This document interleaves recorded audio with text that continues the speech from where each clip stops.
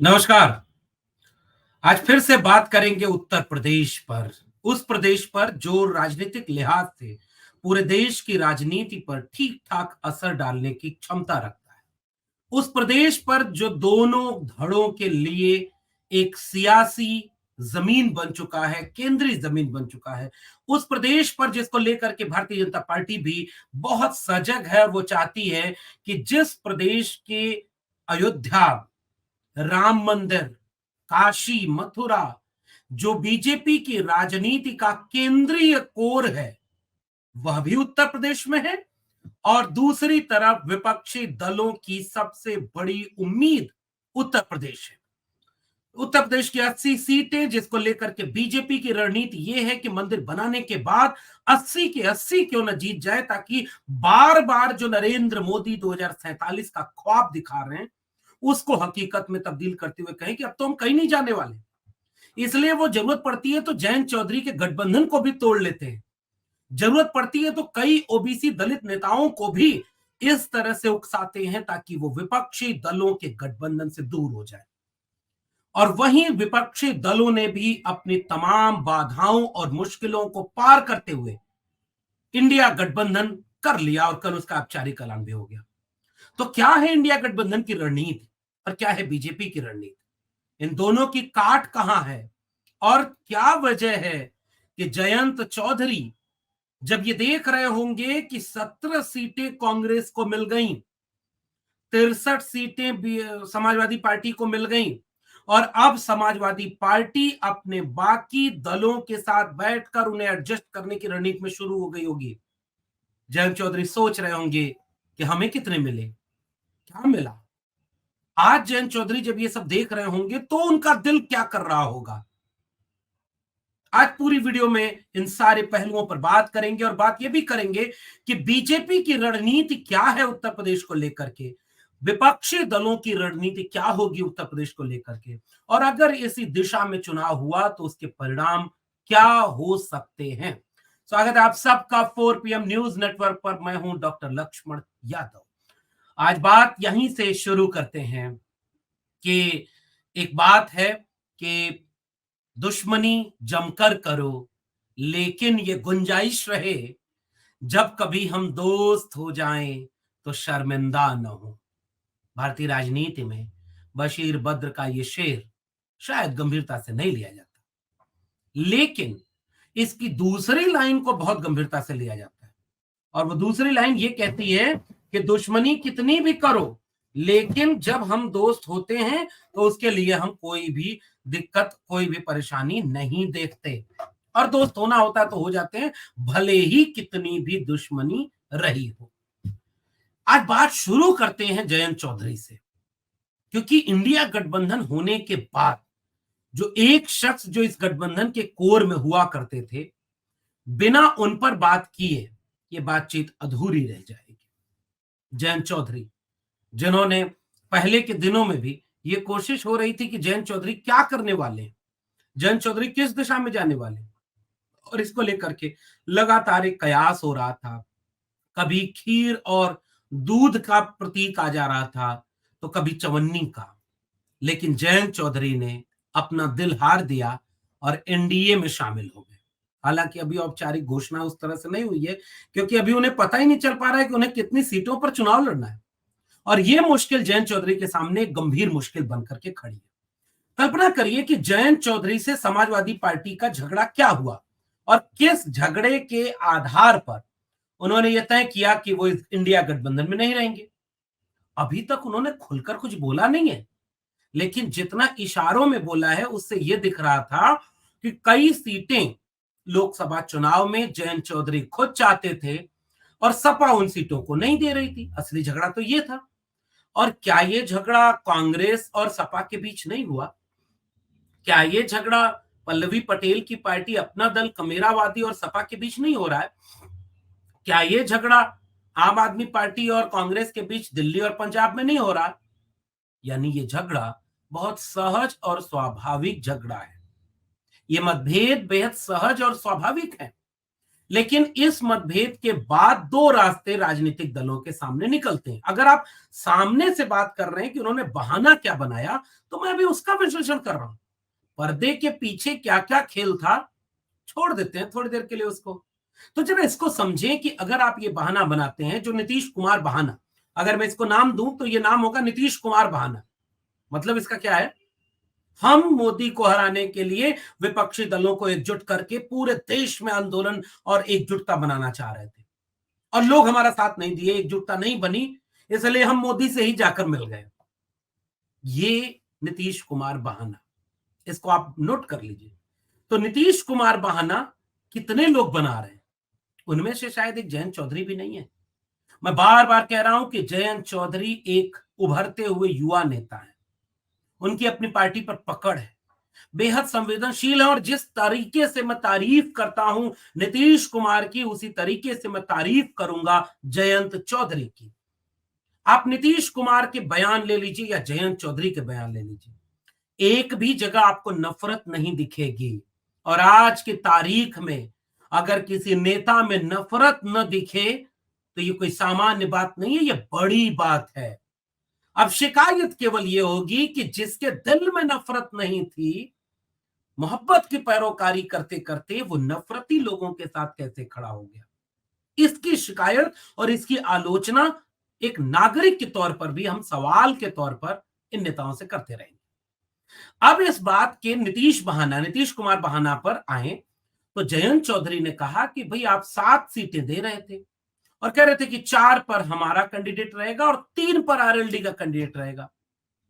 आपके लोग दबाव डालते हैं, आप इससे नाराज होते हैं और आप चले जाते हैं एनडीए में शामिल हो जाते हैं।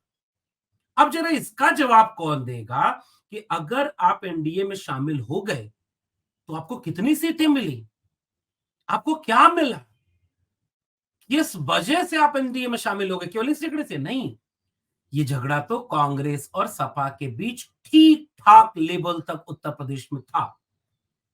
दोनों ने उस झगड़े से पार पाया ना, लगातार संवाद करते रहे, अपनी नाराजगियों को जाहिर करते रहे, अपनी शर्तों को सामने रखते रहे, बातचीत करते रहे।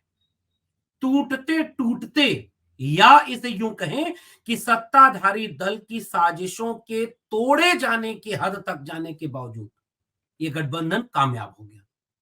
फिलहाल इसकी घोषणा हो चुकी है।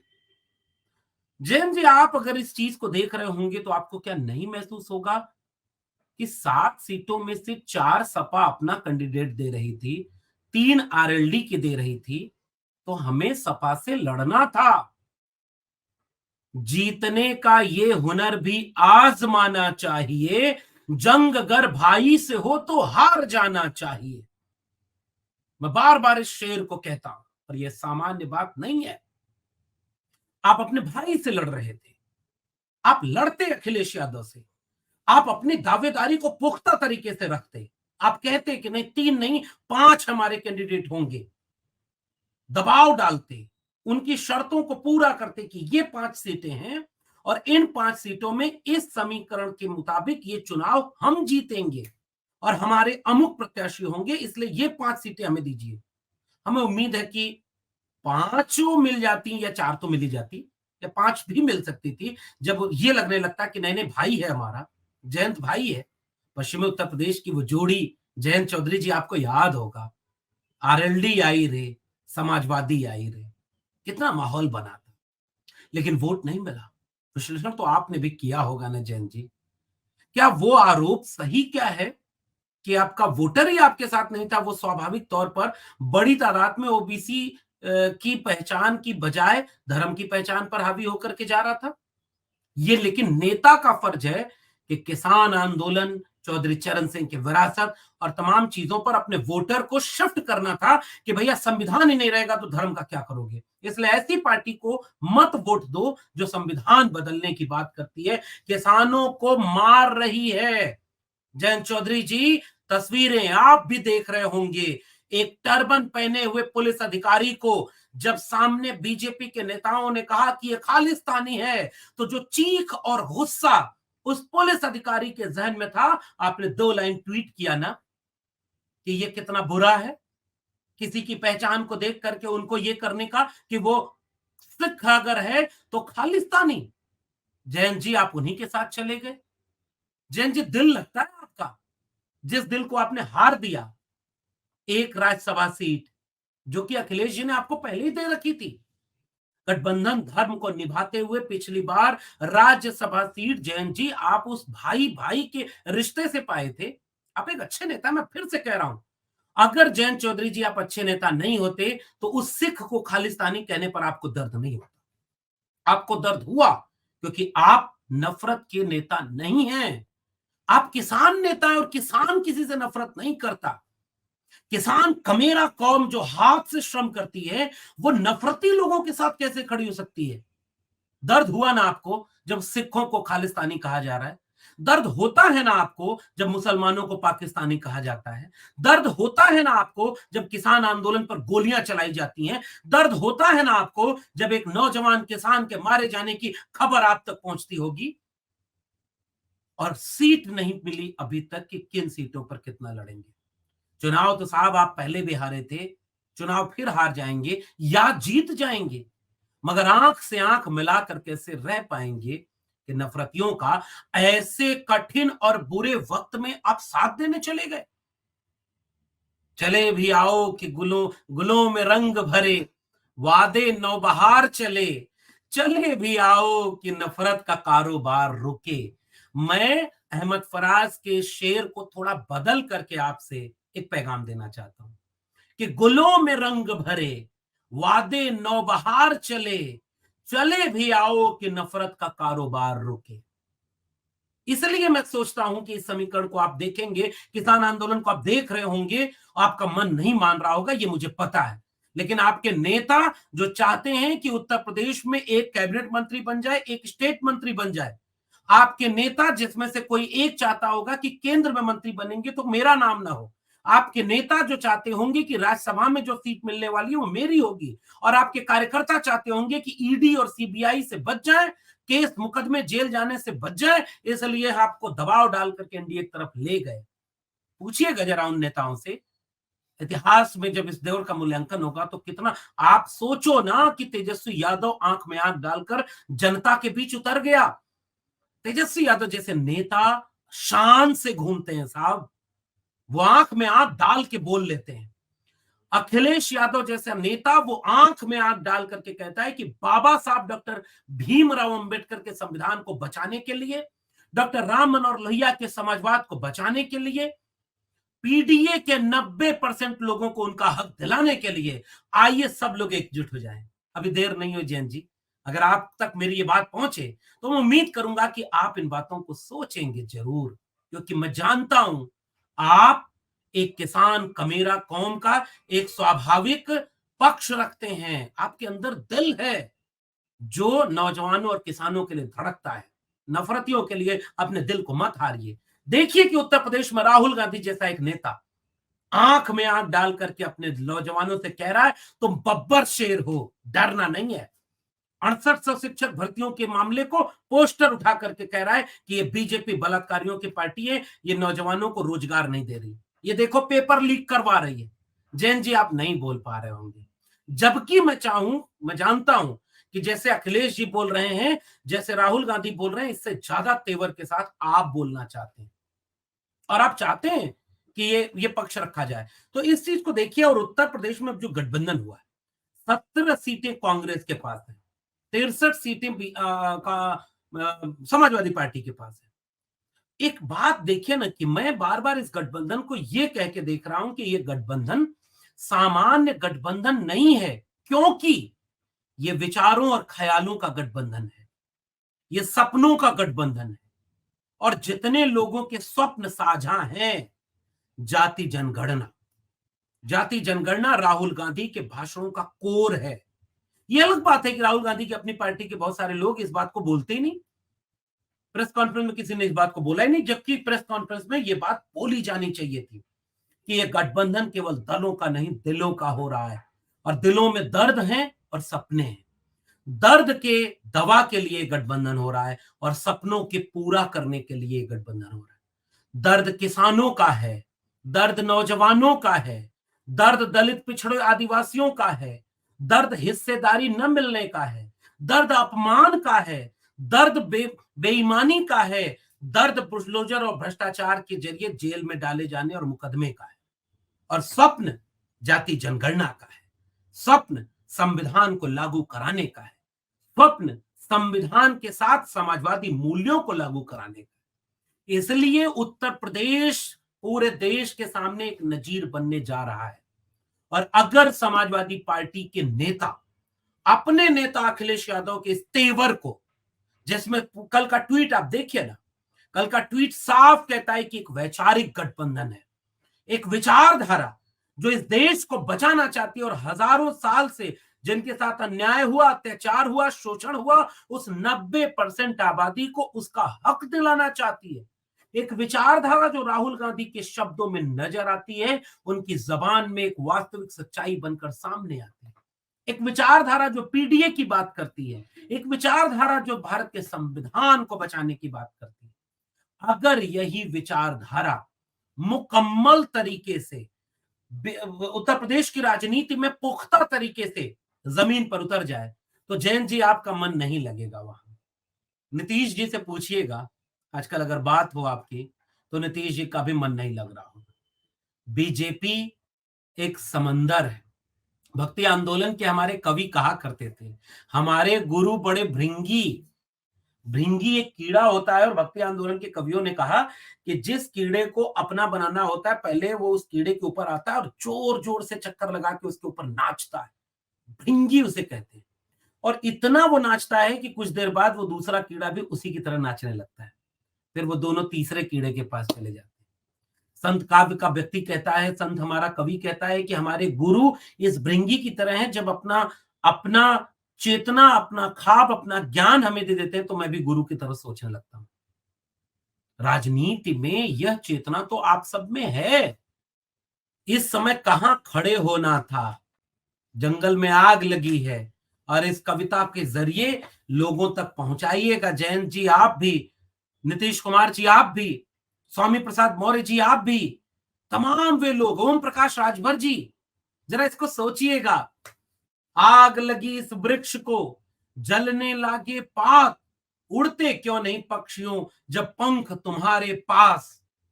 इस कविता का जवाब, मेरा एक पैगाम समझिएगा।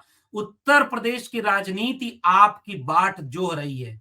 आप नहीं भी होंगे, कल्पना करिए, तो जिस दिन उत्तर प्रदेश की सड़कों पर राहुल गांधी और अखिलेश यादव एक साथ उतरेंगे, पल्लवी पटेल होंगी साथ में, स्वामी प्रसाद मौर्य को भी होना चाहिए इन्हीं के साथ में, ओम प्रकाश राजभर जी आपके लिए भी सेम वही पैगाम है जो जय चौधरी जी के लिए। क्योंकि राजनीति का समीकरण तो आप देख ही रहे हैं। एनडीए ने आपको मंत्री नहीं बनाया ओम प्रकाश राजभर जी, और आज तक, अब तो आचार संहिता लगने वाली है, क्या बीत रही होगी आपके ऊपर। इतना अपमान, इसका 10वां हिस्सा भी अपमान अगर समाजवादी पार्टी में होता, तो आपने क्या क्या नहीं सुना दिया।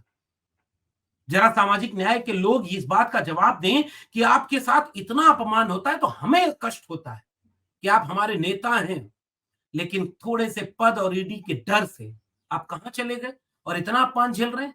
इस कविता का आखिरी पैगाम उन तमाम लोगों को जो उत्तर प्रदेश के राजनीति में अभी भी गुंजाइश रखते हैं, कि उन पक्षियों ने जवाब दिया, आग लगी इस वृक्ष को, जलने लागे पात, उड़ते क्यों नहीं पक्षियों जब पंख तुम्हारे पास। उन पक्षियों ने कहा कि फल खाएं इस वृक्ष का और गंदे कीन्हे पात, धर्म हमारा यही है, जलें इसी के साथ।